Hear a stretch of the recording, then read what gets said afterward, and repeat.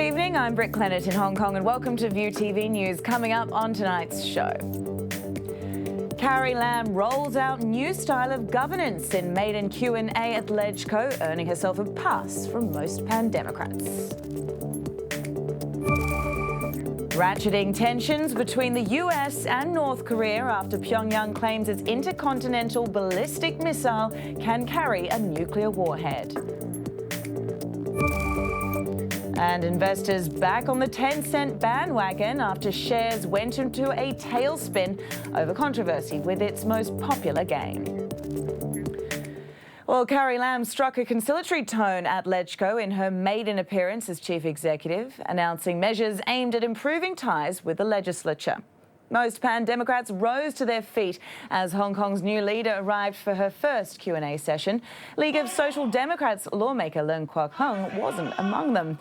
Lam said she would instruct her minister to lobby lawmakers directly for support on policies. This following criticism over interference by Beijing's liaison office during C.Y. Leung's tenure.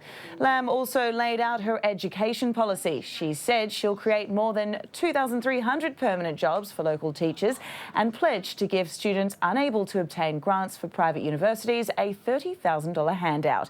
By and large, Lam's performance was seen as positive, but some Pan-Democrats were disappointed at how she answered questions on political reform. I have wishes that in 2022, Hong Kong people will have universal suffrage in the next chief executive election. But I need to ask everyone, when are we going to work together to create a suitable environment for us to discuss implementing universal suffrage? Time is of the essence. Looking back at previous timelines, we would need to have 2/3 in favor of the electoral reform by 2020 at the very latest. Vowing to bring in a new style of governance, Lam broke a number of traditions set out by her predecessor. She accepted the suggestion by some lawmakers to deliver the annual policy address earlier in October, overturning Leung's decision to do it in January. There was also a notable change in the chamber's setting. Instead of speaking from a stage in front of the LegCo president's seat, Lam resumed the practice of speaking from the president's right. The former chief executive used to stand in front of the LegCo president when he attended the Q&A sessions in previous years. Some people may think he was trying to show his superiority as the CE, but in my opinion, the chief executive is a guest of LegCo according to the constitutional order. That's why former chief executives stood next to the president. Lam's made an appropriate change. News elsewhere next, and tensions are mounting between the US and North Korea after Pyongyang said its newly developed intercontinental ballistic missile, which it launched on Tuesday, can carry a large nuclear warhead. Some experts say it has the range to reach the US state of Alaska and possibly even parts of mainland United States. Grace Lee has more.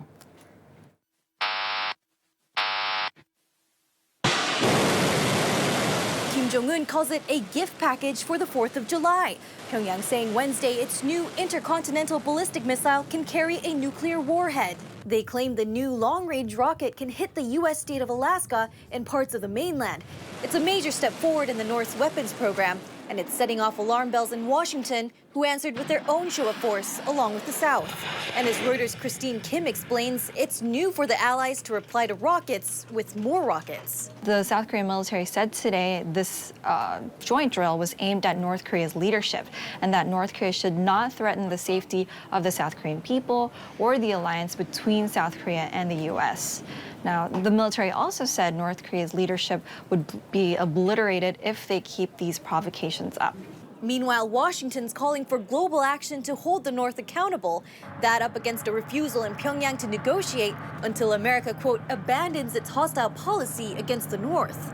Experts think that North Korea may fire more missiles, perhaps conduct a 6th nuclear test, but most agree talks will probably start happening and that North Korea wants more leverage in future negotiations with the United States. Now, experts also said if North Korea really wanted a physical clash, they have more than enough missiles to start one.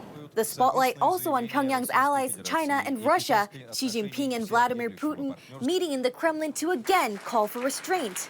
Meanwhile, an emergency meeting at the UN Security Council is set for Wednesday. All this tension rising just days before the G20 summit, where North Korea is all but set to top the agenda. Well, for more on that story now, here's our reporter Joseph Kim in Seoul. The United States and the South Korean military confirmed that North Korea's recent rocket launch was indeed an intercontinental ballistic missile. With this, Washington called for greater action against Pyongyang, with Secretary of State Rex Tillerson calling the move a new escalation of threat against the United States. With this, Washington and Tillerson called for more pressure and sanctions against the isolated state. However, the policy to add pressure to North Korea has been one to inhibit it from obtaining an intercontinental ballistic missile. But now they have one. South Korean President Moon Jae-in called the recent missile tests unacceptable, but also said that he hopes North Korea will not cross a bridge that they can't return from, sticking by his original approach to Pyongyang and leaving room for dialogue. Well, Russia and China have called for a simultaneous freeze on North Korea's ballistic missile program and large-scale missile exercises by the United States and South Korea. That's as the two countries rolled out a de-escalation plan for diffusing tension over North Korea. The proposal was set out in a joint statement from the Russian and Chinese foreign ministries shortly after President Vladimir Putin and President Xi Jinping held wide-ranging talks in the Kremlin. The plan is aimed at paving the way for multilateral talks, but Washington says the THAAD anti-missile system in South Korea is necessary in the face of the North Korean missile threat. And fresh from his visit to Russia, President Xi was in Germany next to meet with Chancellor Angela Merkel. This ahead of the G20 summit, with trade and the global economy at the forefront of discussion. Xi touched down in Berlin to meet with Merkel a few days before the summit kicks off in Hamburg. It's seen as a highly symbolic get-together for the two leaders. Analysts say the two must forge closer ties and rally for global governance to counter Donald Trump's inward-looking America First policy. But widespread anti-G20 protests are already stealing the spotlight, with riot police using water cannon to clear thousands of demonstrators off the streets. Police evacuated camps amid fears of extremist protests. And closer to home, Shenyang's local government says it's invited American and German doctors to help treat dissident Nobel laureate Liu Xiaobo for cancer. The hospital reportedly made the decision at the request of Liu's family and after consulting his doctors. This amid growing criticism by Western politicians and rights activists about the quality of Liu's treatment. They say he should be given a choice to leave China if it's the best option. The latest development comes as President Xi Jinping arrived in Germany ahead of the G20 summit. Diplomatic sources say China is nervous the issue could overshadow Xi's appearance. And coming up next, the latest from the world of business with Joel Labi.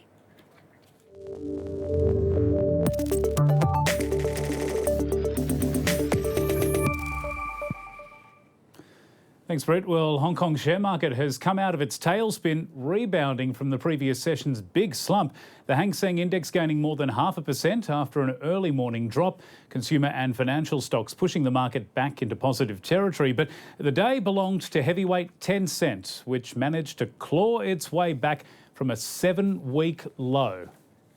Now, the reason that Tencent shares plummeted in the first place followed its decision to cut playing time for its wildly popular game Kings. It didn't help either that China's Communist Party mouthpiece, the People's Daily, called the game poison. Samantha Vardas has more. A Chinese tech giant brushing off a video game backlash, Tencent stocks bouncing back on Wednesday, a day after taking the biggest dive in 17 months, wiping billions of dollars off its huge market value. It came after the company said it was cutting off playtime for kids hooked on its blockbuster Honor of Kings, a lucrative and addictive mobile hit that's taken China by storm. The stock market shock may be over for now, but as Reuters' Kate Cadell explains, the new limits could still hurt Tencent's bottom line. This game is by far their biggest game. It accounts for a massive amount of their revenue. It accounts for, it has roughly 55 million daily active users. It's hard for us to kind of even comprehend those sorts of numbers. It makes about $84 million for the company a month. So even if we see a small reaction from the market, even if we see, say, about 5% of users being affected by this, which is what some analysts are saying, it's still going to cause a significant drop in revenue for Tencent. Tumbling shares weren't helped by China's Communist Party mouthpiece, which came out criticising the game, the People's Daily calling for regulatory control of Kings and blasting the game as poison. It ties into a larger effort by China's internet censors to tighten the noose on society, especially young people online. This crackdown on content harmful to minors has been a focus for Tencent this year in reaction to government pressure. So what we're likely to see from Tencent in the coming days is that they're really capitalising on this PR moment.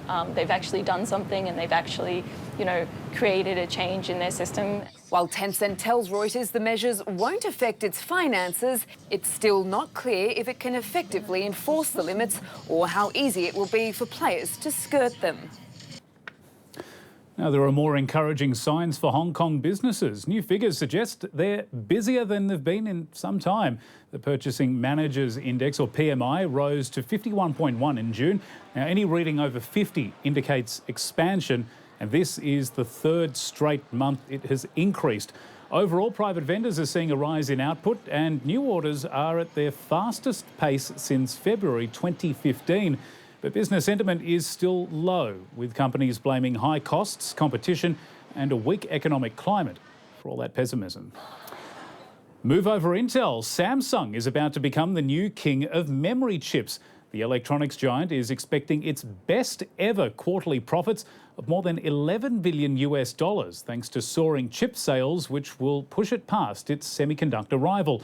Samsung also appears to have overcome its Galaxy 7 nightmare with solid sales of the S8. Qatar has announced it will boost its liquefied natural gas output by 30%. As David Doyle reports, the move marks a show of strength amid the country's rift with